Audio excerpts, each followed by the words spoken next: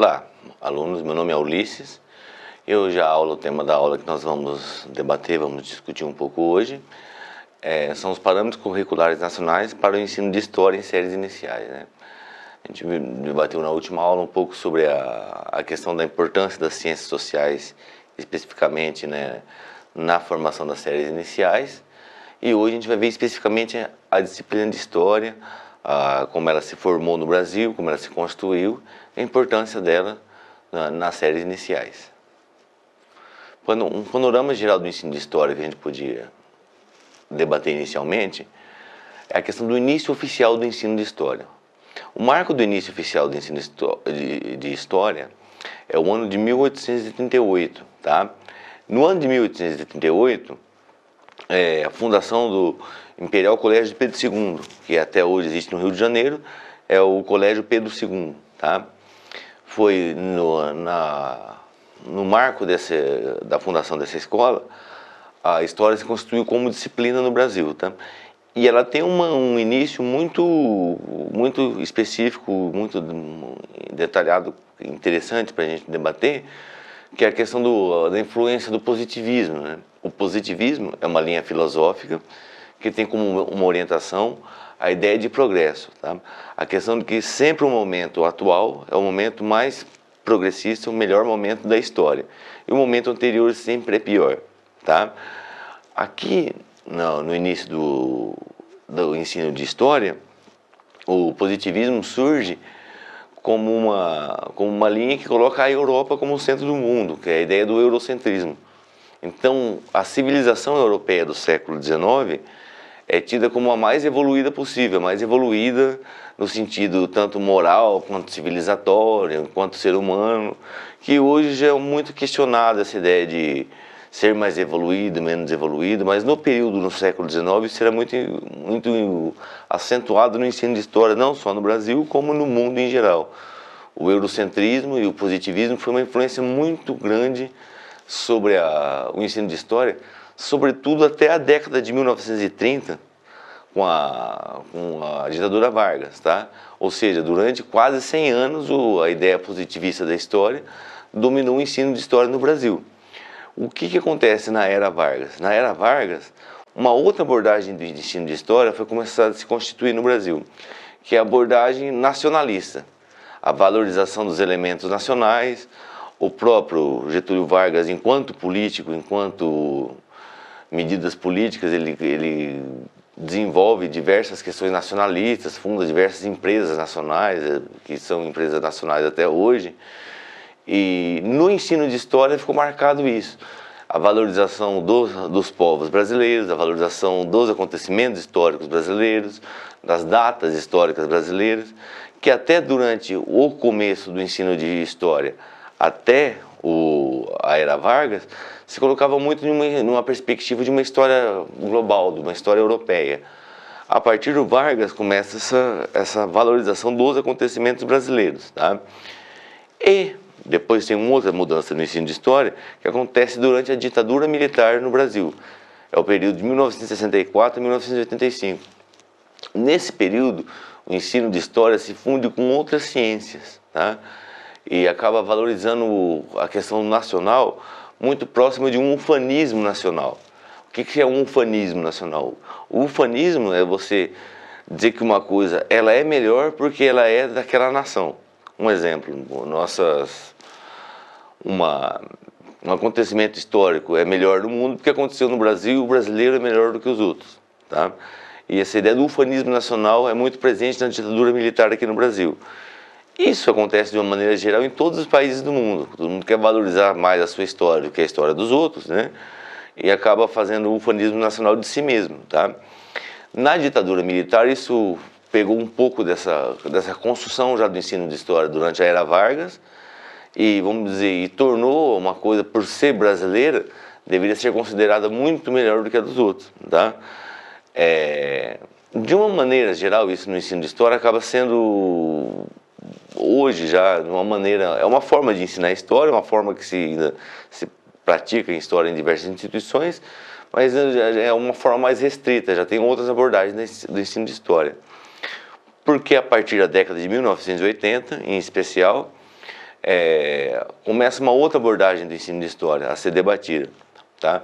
Essa abordagem do ensino de história, que começa a partir da década de 80, vai priorizar muito a questão da história crítica, tá?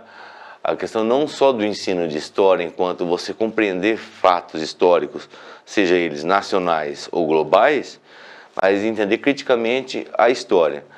Que agentes sociais estão em jogo, que contexto político está em questão no momento, quais são os interesses dos agentes políticos que fizeram a história, seja um exemplo, a história que vou contar, você vai contar a história do golpe militar de 1964. Você vai contar essa história, você tem que colocar que interesse do agente político que participou disso, qual que é o outro agente político que foi o agente, por exemplo, os militares que assumiram o poder, por que ele reagiu, quem que estava dialogando com ele, com quem que ele estava confrontando, quem estava sendo confrontado por ele, dá toda a dinâmica histórica do acontecimento, não só colocar o acontecimento histórico como algo acima dos interesses sociais em jogo. Os acontecimentos históricos se dão com interesses sociais em jogo.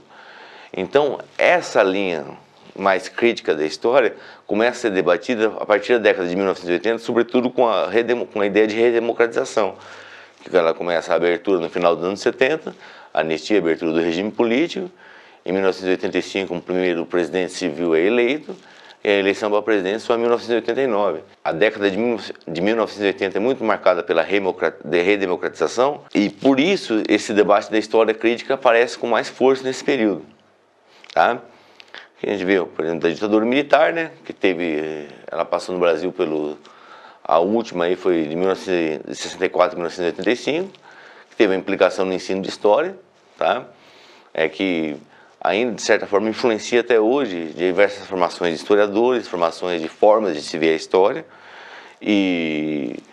mas há outros debates, há outras formas de debater o ensino de história, que é interessante a gente ter dimensão de todos, como eles se dão, como que eles acontecem, para a gente ter uma perspectiva melhor da questão da história, né? Agora a gente vai ver a questão dos parâmetros curriculares nacionais, né? Então, o que nós temos aqui? A época da formação dos documentos, né?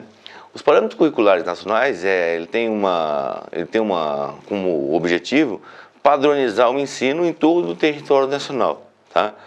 Como ele não pode fazer o currículo de todas as escolas, não é ideal que se faça o currículo de todas as escolas, ele estabelece parâmetros, diretrizes para se formar os currículos. E isso foi uma coisa muito importante para o ensino de história, porque você colocou um parâmetro para se fazer currículo de história, do ensino de história no país todo. O objetivo dos documentos além da padronização dos currículos, a gente ter essa ideia de que tem uma diretriz única para os currículos, ele tenta também conciliar as formas de ensino de história. Nós vimos que tem algumas formas de ensinar a história. A forma positivista, a forma nacionalista feita na era Vargas, e a forma ufanista, feita pela ditadura militar de 64, e a história crítica a partir da década de 80. Ou seja, são 4 formas de se pensar o ensino de história. Um dos objetivos desse documento é conciliar essas 4 formas, pegar elementos progressistas de cada uma para se fazer uma ideia de um documento que atenda todas as formas de ensinar a história no que ela tem de mais produtivo para o educando e para uma escola, né? E isso é um esforço para a consolidação democrática. Se a gente pensar que os parâmetros curriculares nacionais, eles são do final da década de 1990, tem menos de 10 anos da primeira eleição no Brasil, depois do regime militar. Então é um esforço para a consolidação democrática, é um esforço para que se mantenha as diretrizes de ensino dentro de uma legalidade democrática, né?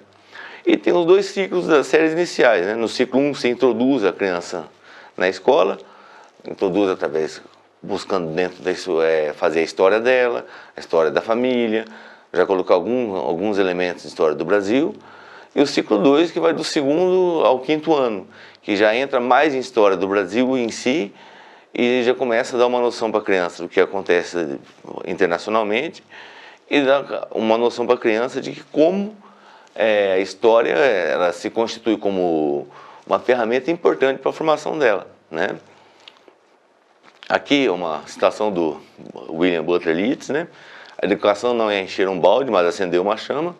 A gente tem que entender isso. A educação não é simplesmente depositar acontecimentos históricos na cabeça da criança, mas despertar elas para a compreensão do que é ela na história e do que é a importância da história em si.